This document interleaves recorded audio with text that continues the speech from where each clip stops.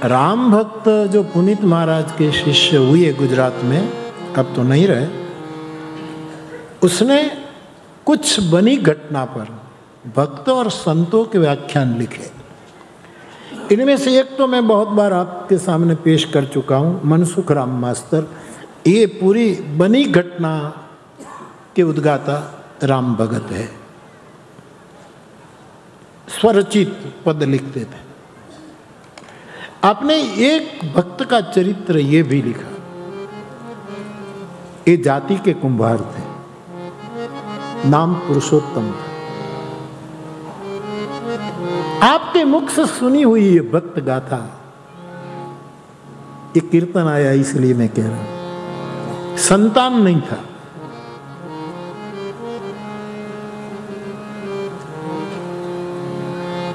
और सीधा साधा आदमी हर एक स्थिति में परमात्मा मेरा परम हित करना चाहता है, ऐसा सोचकर हर परिस्थिति को प्रसन्नता से स्वीकार करने वाला एक कुंभकार, एक कुम्हार। वैसे भी हमारे गुजरात में जो मिट्टी के बर्तन बनाते हैं, नलिया बनाते हैं, ईंटा बनाते, बड़े बड़े भट्ठा बनाते हैं, चाक घुमाते, एक कुंभकार को भगत की संज्ञा वैसे भी मिली है। जैसे हम वैष्णव साधु में छोटा बच्चा होगा तो भी लोग बापू कहेंगे, बापू बापू, ये स्वाभाविक लग जाता है। वैसे कुंभार समाज को भक्त का बिरुद लगता है। भक्त उसका जो जिन्स है, उसकी जो पूरी जीवन के जो केमिकल्स है, उसमें कार्य कुशलता बहुत होती है। उसकी बुद्धि में, जो मैंने बचपन में हमारे गांव में लगभग कितने घर हैं कुंभकार, इनमें चाक फिरने वाले भी कुंभार रहे। गुजरात में तो कोई ना लगन था तो चाकड़ा पूजन था। ढोल वादक ढोल बजाएं और माताएं गीत गाती गाती कुंभकार के चाक की पूजा करते हैं। ये संकेत है शादी करने वाले कि जिंदगी का चाक भी चलेगा, इनमें से अच्छे अच्छे घाट बनाना, अच्छे अच्छे घाट बनाना। ये संकेत है, सांकेतिक है। आज भी मैं निकलता हूँ कभी भिक्षा के लिए और ईंटों का भट्ठा देखो, कुंभकार शायद वो ही होंगे, उसको देखो तो मेरी गाड़ी वहाँ चली जाती है। और कोई भी मेहमान का बहुत अच्छा स्वागत करेगा, ये नियम है।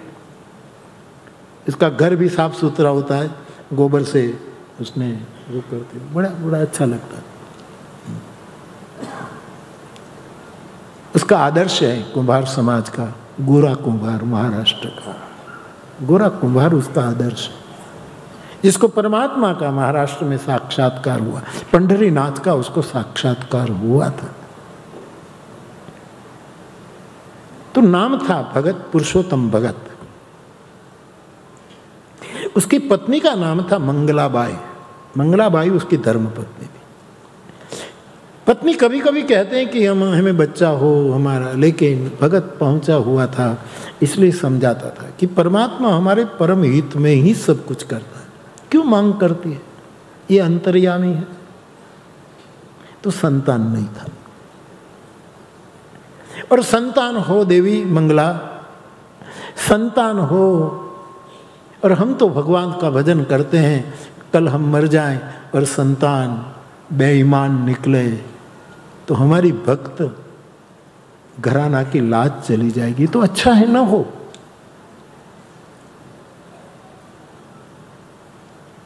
और भक्त निष्क्रिय नहीं होता है, उसके जीवन के कुछ प्रसंग राम भगत ने सुनाए थे। मैं तो ये कीर्तन जहां आया उस पॉइंट पर आपको ले जा। तो वो क्या है कि मिट्टी खोदता है बर्तन बनाने के लिए।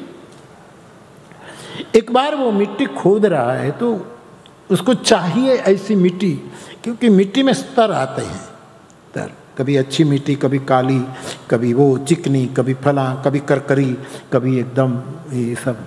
और ये लोग मिट्टी के मर्मी होते हैं। माटी कहे कुंभार को, कंवर साहब कुंभार का उपयोग करते, उसको कॉट करते।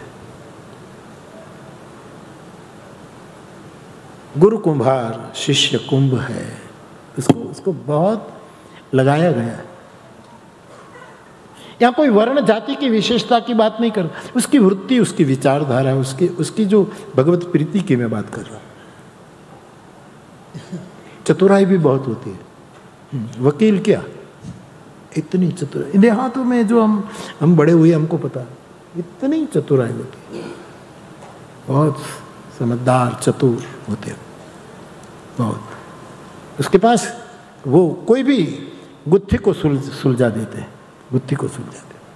ऐसे तालाला में सबरीबाई, हाँ, श्रीबाई ताला में, उसका हाथ तो कितना बन गया, वो गिर में बहुत बड़ा दाम बन गया। तो मंगलाबाई भी उसको भजन में बहुत साथ देती थी। ये मिट्टी खोदने के लिए, बर्तन के लिए व्यवसाय करता था, निष्क्रिय नहीं था, शरणागति सक्रिय थी। अपनी रोटी और साधु को भूखा न जाए अतिथि, इसके लिए थोड़ी कमाई कर लेता था। तो एक बार अच्छी मिट्टी प्राप्त करने के लिए वो पुरुषोत्तम भगत बहुत गहराई में चले गए और घटना घटनी थी, और खबर 20 फुट नीचे चले गए। और अचानक ऐसा हुआ कि ऊपर की जो स्तर थे वो गिर गया और पुरुषोत्तम भगत दब गया, मानो समाधि हो गई। लोग आए, उस समय तो ऐसे साधन भी नहीं थे, कोशिश भी की, लेकिन बहुत प्रयत्न करने पर भी उसको निकाल ना पाए। पूरा मानो एक कुआं हो और कुआं पूरा मिट्टी से दब गया हो, ऐसी स्थिति हो गई।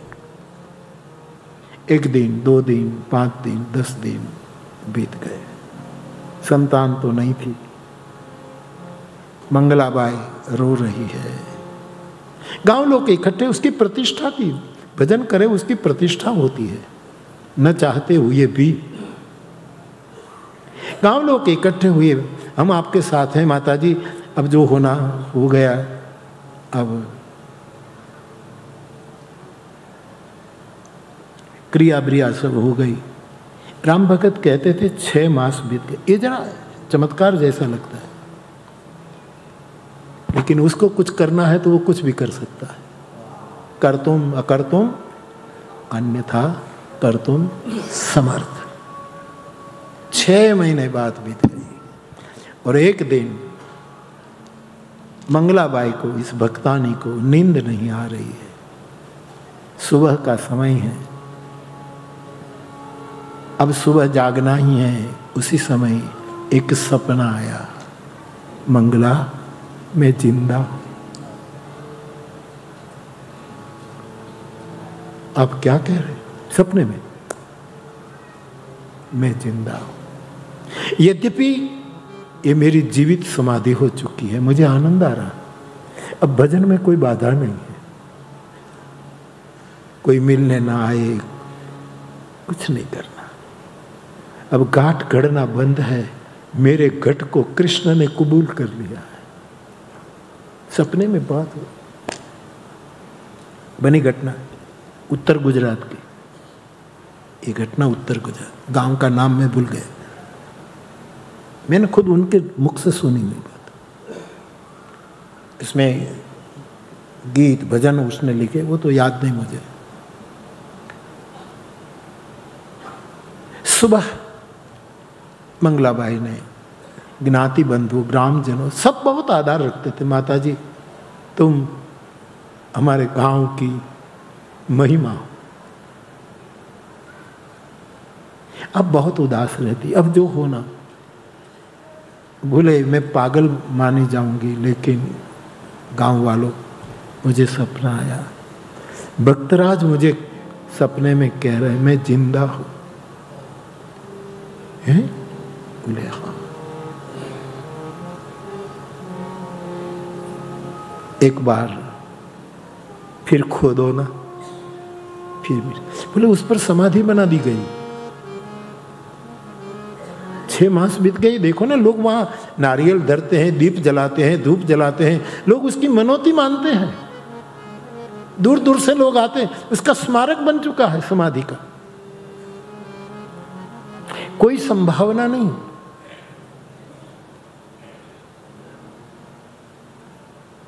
ठीक आप जैसा कहे। राम भगत कहते थे, इस गांव का राम जी मंदिर का पुजारी नाम था प्रीतम दास। प्रीतम दास को बुलाया, तुम साधु हो, प्रीतम दास आपकी क्या राय है? तो बोले बिगड़ क्या जाता है, समाधि को हटा दो ना। इस मंगलाबाई की भ्रांति तो भ्रांति और सत्य तो सत्य। साधु के नाते आप मुझे पूछते हैं तो मैं मेरी राय दूं कि करना चाहिए। हमारे हाथ से तो ये भगत गया, लेकिन भगवान करे कुछ हो।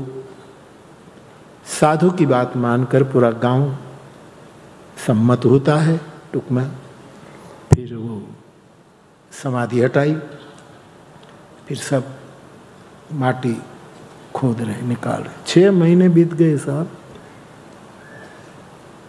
और जैसे जैसे और मंगलाबाई का विश्वास बढ़ता गया, उसने कहा कुदाली, कौश, फावड़ा ये लेकर धीरे धीरे खोदना, कहीं भगत के अंग को चोट न लग जाए, मेरा भरोसा। वो किनारे पर बैठी है, रो रही है, राधा कृष्ण का स्मरण कर रही है। 1 फुट, 2 फुट, 5 फुट गड्ढे में उतरे जा रहे हैं। महाभारत के युद्ध में टिटोड़ी ना बच्चा ऊपर, हाथी का घंट गिर जाए और 18 अक्षोहिणी मर जाए, लेकिन बच्चे जी जाए।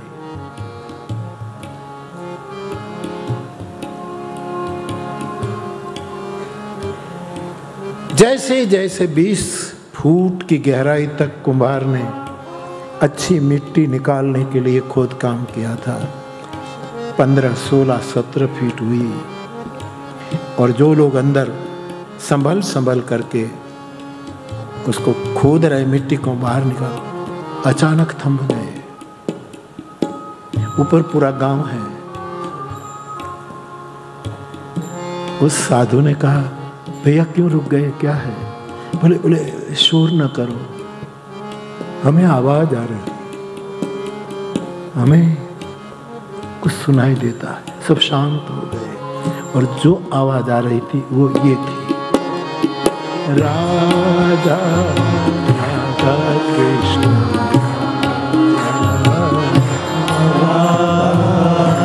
राधा कृष्ण राधा राधा कृष्ण राधा कृष्ण। ऐसी आवाज भगत राज का कीर्तन सुनाई दे रहा है। साधु ने ऊपर से कहा, धीरे धीरे खोदो, बहुत दीवारों में मत खोदना, कहीं नुकसान न हो जाए। 1 फुट और गए, आवाज और ज्यादा बाहर आई, राधा राधा कृष्ण राधा कृष्ण राधा कृष्ण राधा राधा कृष्ण राधा राधा कृष्ण राधा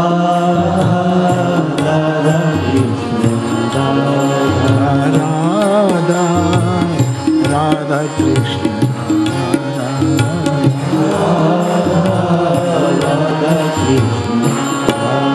धीरे धीरे धीरे मिट्टी को वो करते करते भगत का शरीर दिखने लगा। गांव वाले देख रहे हैं, क्या हुआ, क्या है? बोले भगत जी दिख रहा है। और पूरा भगत का शरीर इस आवरण से मुक्त किया। भगत के कंठ से अखंड 6 महीने से कीर्तन चल रहा, राधा राधा कृष्ण राधा। जो 2-3 लोग मिट्टी बाहर निकालने के लिए गए थे, इन्होंने भगत जी के चरण पकड़े। भगत जी जागो, आप कौन हो, मैं कहां हूं? भगत राज 6 महीने बीत गए, लेकिन आपने मुझे जगाया क्यों? मुझे सिमरन की समाधि लगी थी, राम नाम की समाधि लगी, मुझे क्यों जगाया? मैं वहां पहुंच गया था जहां से लौटना मुश्किल था।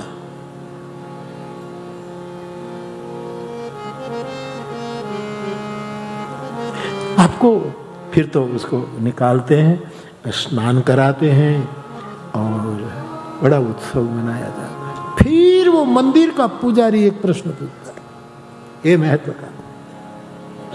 भगत, हाँ बापू, आप मिट्टी में दब गए। 1-2-5 दिन की बात होती तो हो सकता है कि कोई बखोल ऐसी कोई हो गई हो और जीत भी जाए, लेकिन आप इस प्रगाढ़ अंधेरे में, इस 20 फुट में दब गए।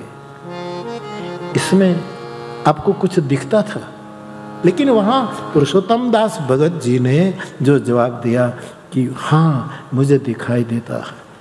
तो किससे? सूर्य से न को, चंद्र से न। ये सब मैं डाल रहा हूं, ध्यान देना, ये समझाने के लिए। लेकिन भगत का जवाब ये है कि हाँ मुझे उजाला मिलता था हरि नाम का। राम नाम मनि दीप धरु जी दे हरि, तो तुलसी भीतर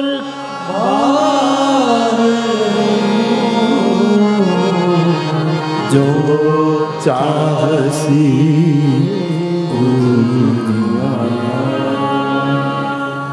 तो ज्ञानी आत्म ज्योति में देखता है और भक्त नाम ज्योति में देखता है, और इसके कारण मेरा कीर्तन चलता रहा। राधा राधा कृष्ण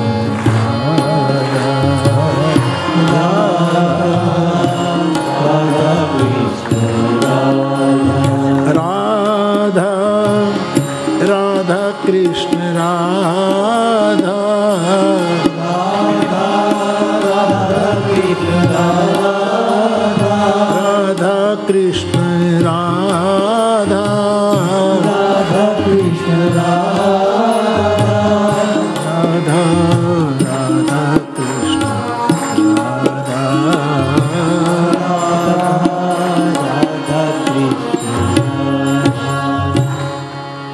राम भक्त के परिवार में से एक व्यक्ति को मैंने पूछा था, जब बड़ौदा की कथा होती थी तो मिलने आते इसके परिवारजन, तो मैंने पूछा कि मनसुख राम का व्याख्यान तो मिलता है, लेकिन इसका मैंने जो सुना आपके पिताजी से, वो कोई बोले बापू नहीं, वो डायरी भी खो गई, वो प्रकाशित भी नहीं कर पाए।